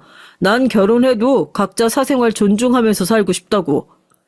순간 결혼 전 시어머니가 했던 말이 떠오르더군요. 초장에 남편을 잡지 않으면 저한테 고생할 거라고 했던 말이요. 이제야 남편에 대해 조금 알 것 같았습니다. 남편은 자기 고집대로 사는 사람이었어요. 주변에서 남들이 뭐라고 하든 본인이 하기 싫으면 절대 하지 않고 자기 생각이 무조건 맞는다고 우겼죠. 이게 각자 사생활을 존중하는 거야? 남처럼 사는 거지. 같이 한 집에서 한 이불 덮고 사는데 무슨 남이야. 잊어보니까 당신도 몰랐는데 성격 진짜 피곤하다. 나 잔소리하는 여자 딱 질색이야. 밥 차리고 집안일 하기 싫어서 그러는 거면 하지 마. 내일부터 아줌마 부를 테니까. 전 기가 차서 말문이 턱 하고 막혔습니다. 전 집안일이니 남편 밥상 차리는 게 힘들어서 투정을 부린 게 아니에요. 이건 제가 생각했던 신혼생활과 너무 달라서 힘들다고 말한 겁니다. 게임이나 친구들이 아닌 저와 함께 시간을 좀 보내달라고요. 하지만 전 그렇게 말할 수가 없었어요. 저녁도 같이 먹고 싶고 주말에도 같이 시간을 보내고 싶다고 말할 수가 없었습니다. 괜히 자존심이 상했어요. 다음날 회사에 있는데 시어머니에게 연락이 왔습니다. 시어머니는 다짜고짜 저에게 집안일이 힘들었냐고 물으시더라고요. 이래서 곱게 자란 애들은 티가 난다니까. 일하고 집에 들어가서 집안일까지 하기가 그렇게 힘들었어? 힘들면 나한테 말을 하지. 남편한테 얼마나 잔소리를 했으면 애가 아침부터 전화해서 사람을 구해달라고 하니? 전 순간 제가 뭔가 잘못이라도 한 것처럼 민망해졌습니다. 제가 남편에게 뭐라고 했든 결과적으로 제가 집안일을 하기 힘들어서 남편에게 투정을 부린 것처럼 됐으니까요. 남편이 시어머니에게 부탁을 했대요. 사람을 좀 구해달라고요. 전 연신 시어머니에게 아니라고 했지만 시어머니는 제 말을 믿지 않았습니다. 됐다. 우리 사이에 뭘 그런 걸 가지고 민망해하고 그래. 밖에 나가 하는 일도 힘들 텐데 집안일까지 하기 버겁지. 우리 집에 오는 아줌마가 일도 잘하고 반찬도 잘하는 아줌마라 소개했으니까 일은 잘할 거다. 시어머니가 대화를 하다 보면 항상 기분이 묘했어요. 항상 절 예뻐하시는 것처럼 대해주셨지만 묘하게 불편했죠. 그날 오후부터 집에 집안일을 도와주시는 여사님이 왔습니다. 시어머니 말씀대로 꼼꼼하시고 반찬도 맛있었어요. 그런데 문제는 남편이었어요. 그때까진 몰랐는데 남편의 인성에 문제가 있더라고요. 지금까지 저한테 한 건 그나마 예의를 차린 거였어요. 집에 일하러 와주신 여사님에게 하는 행동을 보니까 문제가 있더라고요. 남편은 여사님을 무슨 자기 종부리듯 했습니다. 한 번은 이런 일이 있었어요. 퇴근하고 온 남편이 어김없이 여사님께 저녁은 게임룸으로 가져다 달라고 하더군요. 전 남편이 그럴 때마다 속으로 한심했어요. 게임이 아무리 좋아도 그렇지 30이 넘은 남자가 게임이나 하겠다고 방으로 밥을 가져다 달라는 게 어이가 없으니까요. 그런데 잠시 뒤 아줌마가 방에 들어가자마자 남편이 소리를 지르는 소리가 들렸습니다. 아줌마, 지금 이거 뭐 하는 거예요? 이게 얼마짜린 줄 알아요? 남편 목소리가 얼마나 큰지 저도 놀라서 방으로 들어갔죠. 그런데 여사님께서 실수로 쟁반을 들고 들어가다가 넘어져서 남편이 제일 아끼는 콘솔 게임 위로 넘어졌더라고요. 전 놀라서 바닥에 넘어진 여사님을 일으켜 세웠습니다. 뜨거운 국도 있었는데 행여나 되지는 않으셨나 걱정돼서요. 제가 연신 괜찮냐고 묻는데도 여사님은 괜찮다고 다치지 않았다고 하셨죠. 그때였습니다. 남편은 넘어진 여사님은 신경도 쓰지 않고 바닥에 있던 게임기를 들어 이리저리 확인했어요. 그러더니 한다는 소리가 가관이었습니다. 미치겠네. 기계 안으로 반찬 국물 다 들어가서, 이거 망가진 거 아니야? 남편의 말에 당황한 여사님께서 어쩔 줄 몰라 하시는 모습을 보니 저까지 다 화가 났죠. 아무리 본인이 아끼는 물건이라도 그렇지 사람이 뜨거운 음식을 들고 있다가 넘어졌는데 저런 소리를 하는 게 정상인가 싶었어요. 그러면 밥을 식탁에서 먹어야지. 왜 매일 힘들게 갖다 달라고 해서 이 사다를 만들어? 아유, 아니에요, 사모님. 제가 부주의하게 굴어서 실수한 건데요. 사장님 죄송합니다. 제가 게임기는 변상하겠습니다. 전 남편 하는 짓이 꼴 같지 않아서 잔뜩 인상을 구겼어요. 그런데도 남편은 아랑곳하지 않았습니다. 오히려 더 망나니 짓을 했어요. 아줌마, 이 게임기 얼마짜린 줄 알아요? 아줌마 한 달 월급 다 변상해도 못 사는 거라고. 여보, 제발 그만 좀 해. 나까지 창피해서 얼굴을 들 수가 없다. 여사님 죄송해요. 오늘은 그만 돌아가셔서 좀 쉬시고 제가 연락드릴게요. 전 참다 못해 성질이 나서 남편에게 소리를 질렀어요. 그리고 여사님을 돌려보냈죠. 전 사실 처음부터 집안일을 도와주시는 여사님을 고용하는 걸 내켜하지 않았습니다. 친정에 있을 때도 집이 넓어서 살림이 많긴 했지만 어머니께서는 집안에 모르는 사람이 왔다 갔다 하는 게 불편하다고 하시면서 한 번도 사람을 쓰신 적이 없었거든요. 그래서인지 저도 저보다 연세도 많은 분이 저 대신 집안일을 해주시는 게 마음이 불편했어요. 더군다나 여사님께서 저나 남편에게 사모님, 사장님이라고 부르는 것도 너무 싫었고요. 그래서 여사님께 그냥 이름 부르시라고 얘기를 했습니다. 그런데 여사님 말씀이 시어머니께서 고용하실 때 호칭을 사모님, 사장님으로 하라고 하셨다고 하더라고요.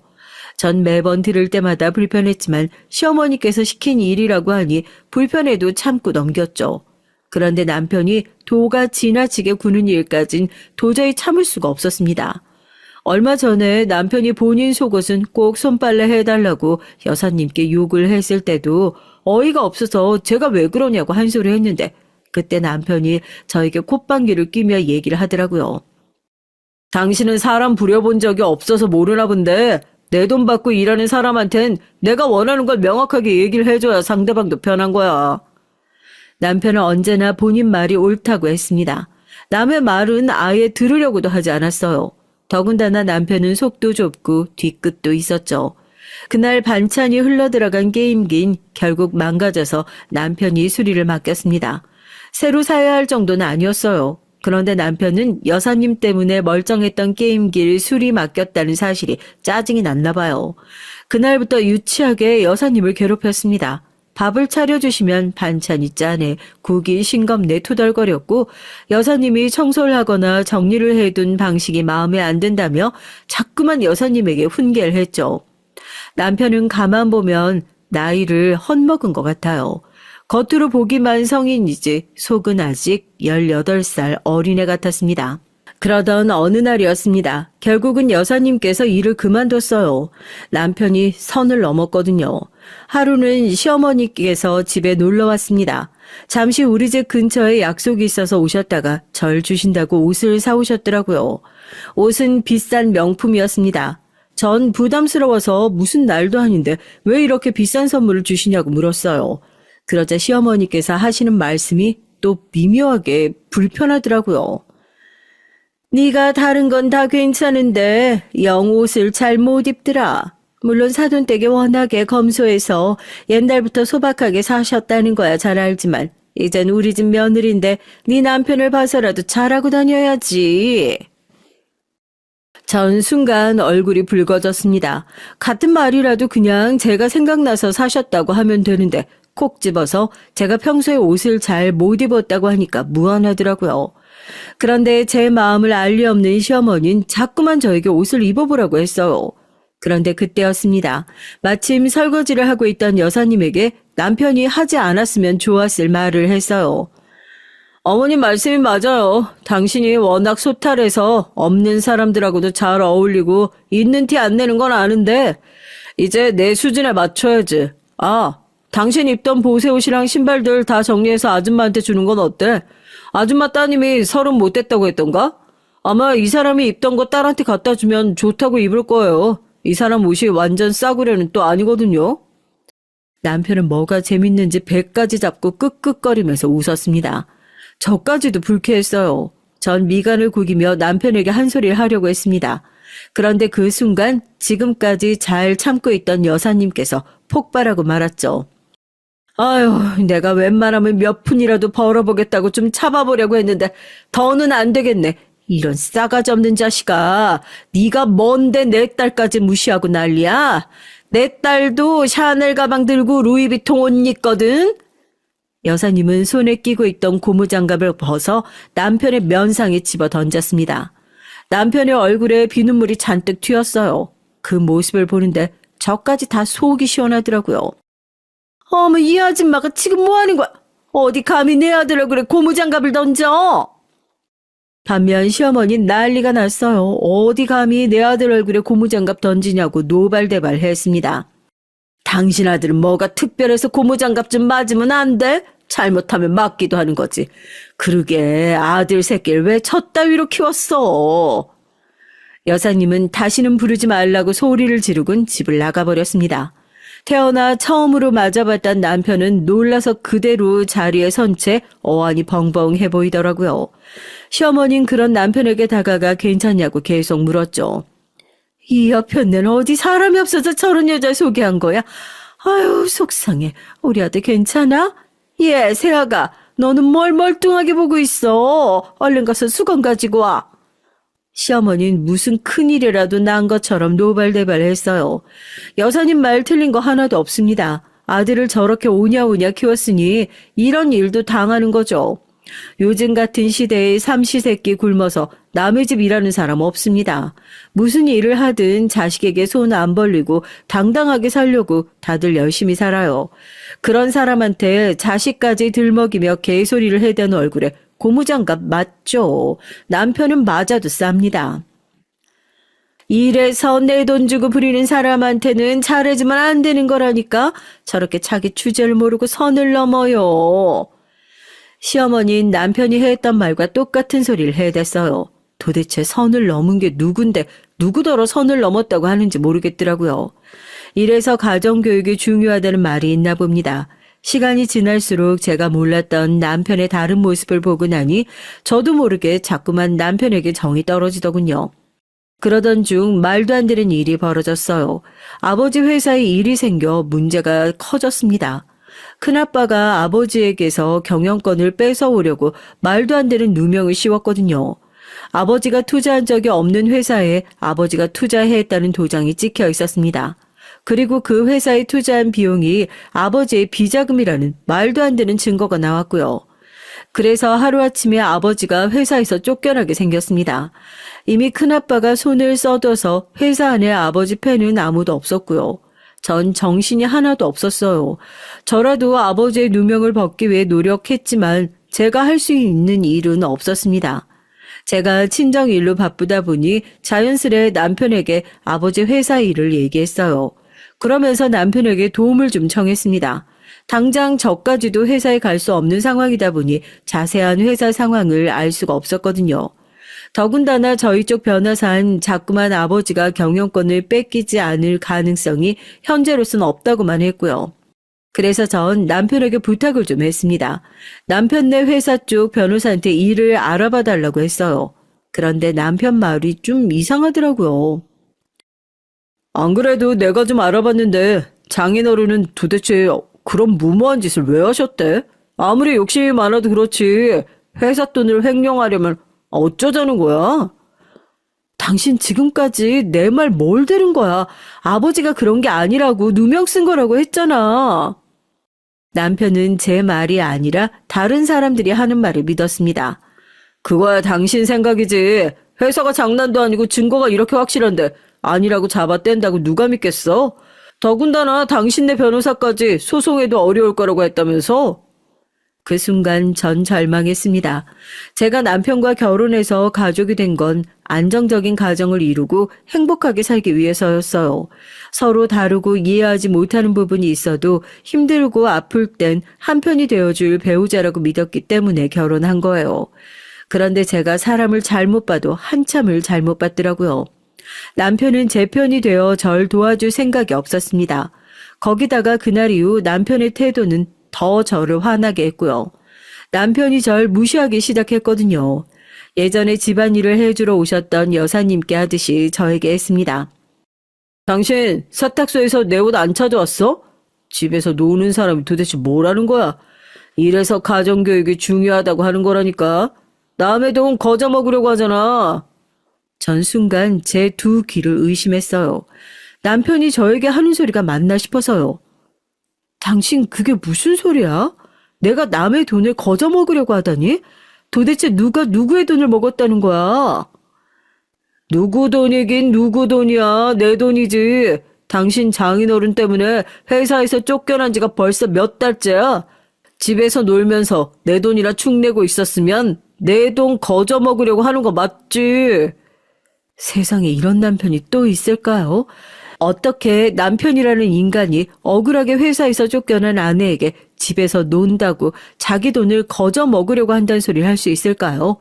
순간 화가 나는 것도 잠시 제 처지가 너무 초라해서 눈물이 앞을 가렸습니다. 괜히 장인어른 문제 해결하겠다는 핑계로 집에서 빈둥거릴 생각하지 말고 빨리 직장부터 구해. 나도 봐주는 건 이번 달까지야. 다음 달부턴 무조건 생활비 내라. 남편이 저에게 이럴 줄 몰랐어요. 지금까지 남편이 좀 무뚝뚝하고 저한테 별 관심이 없어도 돈 가지고 말한 적은 없었거든요. 결혼하고 줄곧 둘이 똑같이 생활비를 내면서 살긴 했지만 종종 우리 가족의 미래에 대해 얘기할 때면 아이가 생기면 저에게 일을 그만두라고 했어요. 아이에겐 엄마가 꼭 옆에 있어줘야 한다면서요. 그러면서 생활비는 제가 필요한 만큼만 주겠다고 했습니다. 그랬던 사람이 저희 친정이 망하자마자 저렇게 다른 모습으로 나오니 실망스럽더군요. 남편은 마치 제게 빚을 받으러 온 빚쟁이 같았어요. 장인 어른이 투자했다던 투자금 급하게 빼는 바람에 우리 회사도 타격이 얼마나 컸는 줄 알아? 사업하시는 분이 그렇게 무책임하게 구시면 어떡하냐고. 남편이 자꾸만 제게 돈 얘기를 하는 이유는 바로 그거였습니다. 아버지가 회사에서 쫓겨나면서 기존의 시대건설사에 투자했던 투자 비용이 빠지게 되자 본인이 곤란해져서 하는 소리였어요. 사실 이제와 말이지만 시댁에 투자할 때도 아버진 썩 내켜하지 않았죠. 아무리 중매로 만난 사이라고 해도 사돈끼리 돈이 오가는 일은 하고 싶지 않다고요. 그런데 남편이 우겨서 할 수 없이 제가 아버지에게 말씀을 드린 거예요.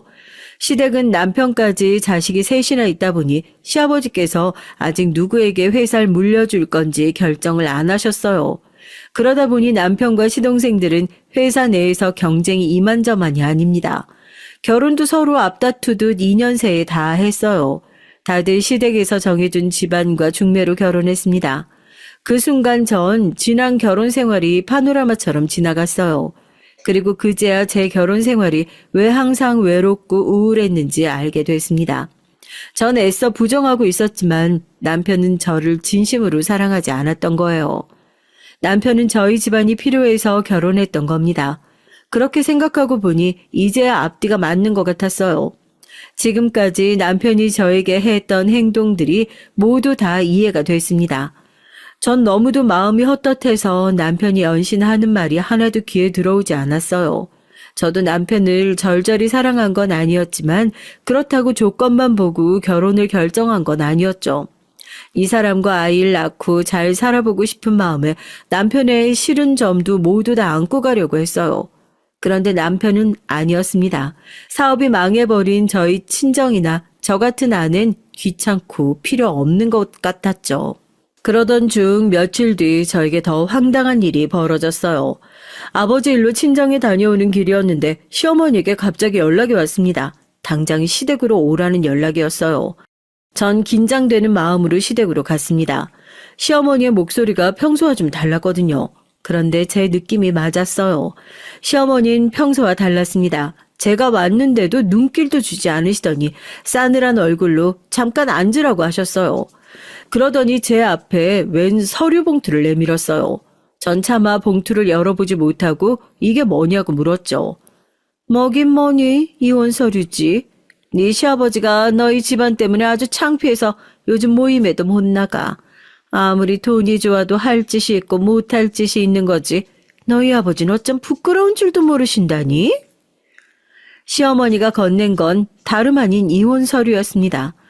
그래도 제가 이 집 며느리로 2년 넘게 살았는데 시어머니는 저에게 자세한 얘기도 묻지 않으시고 무작정 이혼하라고 하셨어요. 어머니, 저희 아버지가 그런 거 정말 아니에요.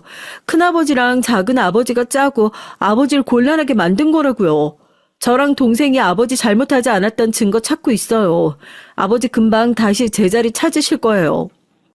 전 친정에 힘든 일이 생기자마자 저를 무시하는 남편은 물론이고 이혼하라고 하는 시부모님까지 모두 다 밉고 원망스러웠지만 전 누구라도 절 좀 도와줬으면 했어요. 당시에 친정아버지에게 닥친 일이 저 혼자 감당하기엔 너무 힘들었거든요. 그래서 누구에게라도 좀 도와달라고 애원하고 싶었습니다. 그런데 제가 가족이라고 믿었던 사람 중 누구도 절 도와주지 않았어요. 주변에 보니까 망한 사람들이 다들 말은 그렇게 하더라. 금방 일어날 거라고. 근데 어쩌니? 우리 집안은 워낙 대대로 고상한 집안이라 너희 같은 사기꾼 거지 집안이랑은 상종도 하기 싫다. 그러니까 괜히 우리 장남 앞길 막지 말고 당장 이혼 서류에 사인해. 전 너무 서러워서 순간 덜컥 겁까지 났습니다. 정말 이대로 남편과 이혼해야 하는 건가 해서요. 하지만 저에게 선택권은 없었어요. 사기꾼 거지 같은 집안이란 소리까지 들었는데 이런 취급을 받으면서까지 매달리고 싶지 않았거든요. 하지만 이건 저와 남편의 일입니다. 시어머니가 저에게 이혼 서류에 사인해라 마라 강요할 수 없어요. 전 애써 마음을 가다듬으며 시어머니가 건넨 이혼 서류를 품에 안았습니다. 그리고는 남편과 상의하겠다고 했죠. 그런데 그때 시어머니는 제 말에 피식 인매를 올렸어요. 그러더니 제 말이 기가 막히다는 듯 코웃음을 치더군요. 내가 설마 내 아들이랑 상의도 안 하고 이혼 서류 준비했겠니? 네 남편이 너랑 이혼하고 싶은데 네가 순순히 떨어질 것 같지 않다고 나한테 도와달라고 하더라. 순간 전 누군가 제 머리를 세게 한 방 때린 줄 알았습니다. 이번 일로 남편이 꽤 실망했다는 거야 알고 있었지만 저와 이혼까지 하고 싶은 줄은 꿈에도 몰랐거든요. 쪼다 같은 새끼. 이혼하잔 말도 직접 못해서 엄마한테 떠넘긴 거야? 전 너무 화가 나서 저도 모르게 육두문자가 막 튀어나왔어요. 뭐야? 너 감히 누구 앞에서 쪼다 새끼래? 너 말 다 했어? 제 말을 들은 시어머니가 자리에서 벌떡 일어나 저에게 고래고래 소리를 질렀어요. 그 순간 저도 오만정이 이미 다 떨어졌죠. 남편이고 시댁이고 더는 상종하고 싶지 않았습니다. 아니요, 말 다 못했어요. 다 큰아들이 이혼도 혼자 못해서 엄마가 나서는데 그게 쪼다 새끼 아니면 도대체 뭐래요? 저도 덜 떨어진 마마보이 쪼다랑은 더는 살고 싶지 않으니까 지금 당장 이혼 서류에 사인하죠 뭐. 전 그 자리에서 이혼 서류에 사인했습니다. 시어머니는 사인한 서류를 얼른 챙기더니 절대 딴소리하지 말랍니다. 전 절대 딴소리 할 일 없다고 큰 소리로 얘기했어요. 그리고 남편은 끝까지 찌질했습니다. 이혼 서류가 접수되자마자 저에게 덜렁 문자 한 통 보냈어요. 아무리 이혼하게 됐어도 그렇지 2년을 넘게 산 아내한테 마지막으로 한다는 말이 짐이나 가져가라네요. 전 제 머릿속에 결혼 생활 전체를 지울 수만 있다면 뭐든 하고 싶었습니다. 그 정도로 끔찍했어요. 전 이혼하면 제 인생이 대단히 크게 바뀔 줄 알았거든요. 그런데 이상할 정도로 아무렇지 않았습니다. 오히려 집을 나와 친정으로 돌아오니 훨씬 더 마음이 편했어요. 게임룸에 들어가 언제 나올지 모르는 남편을 더는 기다리지 않아도 되고 혼자 멀뚱히 앉아 밥을 먹지 않아도 됐습니다. 식구들과 좁은 단칸방에 살면서도 남편과 살 때보다 훨씬 외롭지 않았어요. 그리고 아버지와 어머니가 힘들 때 함께 있어줄 수 있어 좋았고요. 어느 때보다 힘든 시기를 보내고 있었지만 사랑하는 가족들이 똘똘 뭉쳐 힘을 합치니 참고 견딜 수 있었습니다. 그리고 다시 한번 느꼈죠. 이런 게 가족이라는 걸 말이죠. 그로부터 3년을 눈꽃들 새 없이 정신없이 살았어요. 오로지 아버지의 재기만을 위해 힘썼고요. 그리고 드디어 기다리고 기다리던 날이 밝았습니다. 전 다시는 올 일 없을 줄 알았던 시댁에 왔어요. 저와 아버지가 시댁에 들어서자 현관 앞에서 기다리고 있던 남편과 시아버지가 토끼 눈을 뜨고 놀라서 어쩔 줄을 몰라 했습니다. 이게 어떻게 된 일이야? 분명 일본에서 오는 김 사장님 제1교포라고 했잖아. 저도 분명 직원들한테 제1교포라고 들었어요. 시아버지는 전 남편에게 버럭 소리를 질렀습니다. 그 모습을 보는데 전 웃음이 튀어나왔죠. 그리고 전 태어난 얼굴로 한 걸음 더 다가갔습니다. 아버님, 이 사람한테 화내지 마세요. 이 사람이 뭘 알겠어요? 원래 항상 일은 다 직원들한테 시키고 본인은 게임만 하잖아요. 당신 이게 어떻게 된 일이야? 오늘 우리 집에 식사하기로 한 분들은 일본에서 요즘 제일 잘 나가는 땡땡기업 실장님과 대표님이라고. 남편은 당황해서 연신 고개를 흔들었습니다. 지금 이 상황이 믿기지 않는다는 뜻이요. 전 자꾸만 흘러나오는 웃음을 애써 감추며 가방에서 명함을 꺼냈습니다. 아, 제가 아직 명함을 안 드렸네요. 여기 받으세요. 제가 바로 땡땡기업 김 실장입니다. 여긴 제 아버지신 김 대표님이고요. 말도 안 돼. 땡땡기업은 지난해 3천억 이익을 낸 기업이라고. 특별히 우리 회사에 투자하고 싶다고 해서 모신 건데 어떻게 당신이 땡땡기업 이사야? 장인어른이 어떻게 땡땡기업 대표냐고. 남편은 아직도 사태 파악이 안 되는 건지 믿을 수 없다며 주먹까지 꽉 쥐고 소리를 질러댔습니다. 이 사람이 내가 땡땡기업 대표라는데 어디서 감히 내 딸한테 소리를 질러? 말도 안 돼. 어떻게 이런 일이... 시어머니는 너무 당황한 나머지 비틀거리기까지 했습니다. 하긴 그럴만하죠. 저한테 한 짓이 있는데 얼마나 놀랐겠어요? 너 이 자식 이게 어떻게 된 일이야? 너 이 장인 쫄딱 망했다고 다시는 제기 못한다고 그랬잖아. 아버지도 장인어른 절대 제기 못한다고 하셨잖아요. 이제 와서 왜 저한테 그러세요? 시아버지와 남편은 서로 탓하느라 바빴습니다. 어허, 듣던 대로 매너가 없는 사람들이네. 사람 불러놓고 도대체 언제까지 현관에 세워두는 거야? 우리한테 투자 받고 싶지 않은가 보지? 아닙니다, 장인어른. 저희 이번 투자 어그러지면 정말 힘들어져요. 제발 예정을 생각해서라도 한 번만 도와주십시오. 남편은 그제야 정신이 드는 건지 급하게 허리를 90도로 숙이며 사정을 했어요. 그 모습을 보는데 어찌나 통쾌하던지 웃음을 참을 수가 없었습니다. 시댁에 들어가 식사를 하는 동안도 거의 손만 안 빌었다 뿐이지 저와 아버지의 눈치를 보느라 밥도 제대로 먹지 못하더라고요. 시부모님도 마찬가지였고요. 이게 다 어떻게 된 일이냐고요?